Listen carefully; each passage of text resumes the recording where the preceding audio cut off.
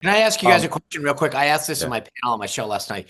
Between you guys, January 1st, 2026, aside from the fact that it's a federal holiday, does Elon Musk still have an office and work out of the White House? Meaning, I mean, I'm just saying, like Yes. a year Yes. from now, you think he's there? Dan, Yes. do you think he's there a year from now?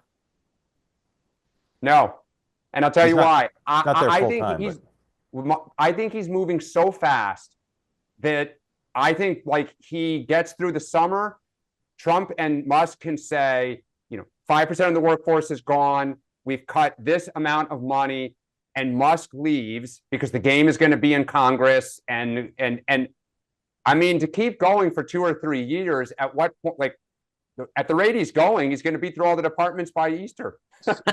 so this guy wants acceptance. He's a weird combination, right? He wants acceptance, and the having the proximity to this power and the president is for him, just a huge validation. At the same time, not since Dick Cheney have I seen anyone so impervious to criticism, right? He's getting more negative. He's getting a lot of positive coverage, but he's getting so much negative coverage. He doesn't seem to give an F, and he's very combative, obviously on X, but I don't know him, haven't met him. Very difficult for me to kind of understand him. He's a weird combination of confidence and insecurity, of not giving an F about things, but also clearly wanting approval and acceptance. And I think that uh,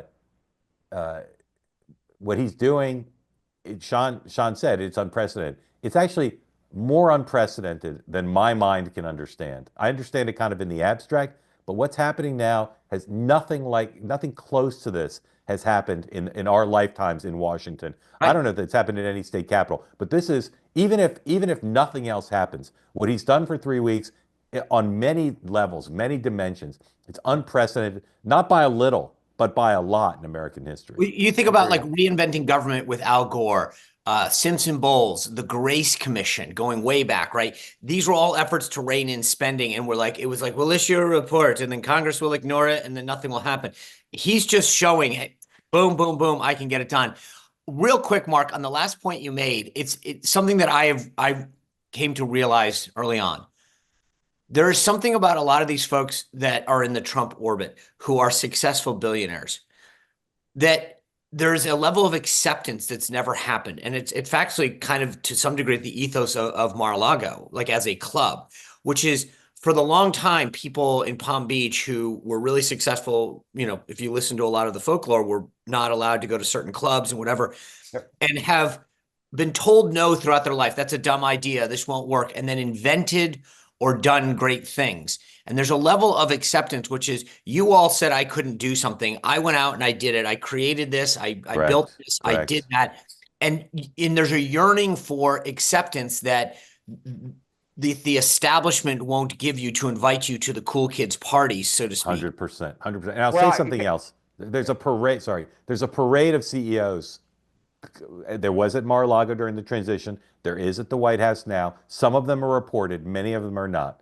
So if you're Elon Musk, you are now America's #1 CEO because they're coming in for a 45-minute meeting and you're there with all access doing whatever you want and you're getting stuff done. So he's got approval of MAGA. He's got approval of the President of the United States and the Vice President, who retweets him all the time favorably and vice versa. And all these other CEOs from establishment Fortune 500 companies are walking into the White House, and you're like, "Yeah, nice to see you, Mr. Whoever. I'm the #1 CEO in the world now." Dan. Yeah, two things on that front. One, this perception of his power, real and perceived, does not hurt his businesses. I don't think anyone's going to F with any of his businesses knowing that he sits, 20 feet from the Oval Office. The second thing that I would ask you to is a year from now, Sean, maybe Musk is still there, but is he still working on Doge, or does he move to another topic? Like if he is successful, does he just kind of be like, okay, boss, what's next? Because I'm having fun, or is he still doing Doge? I think Doge can take on many things. So, for example, he's talked about like the FAA. I think you can go through the cost cutting stuff, and then you can talk about using artificial intelligence and other technological measures to advance and create efficiencies in government that don't exist. So that can morph itself as we say in the military, mission creep. It can go into manifest itself into a lot of other, and that's why I've gone back and forth in the question I asked you guys, but I kind of agree with Mark, which is that he sees this as like the next SpaceX or Tesla, where he's going to come in and say, like, I'm going to transform this. And the first part is the workforce. The next part is the operating aspect of it. Yeah. Well, I All tell right, you we can what, talk. Democrats Yeah, go sweep into power in 4 years. He better have dual citizenship somewhere.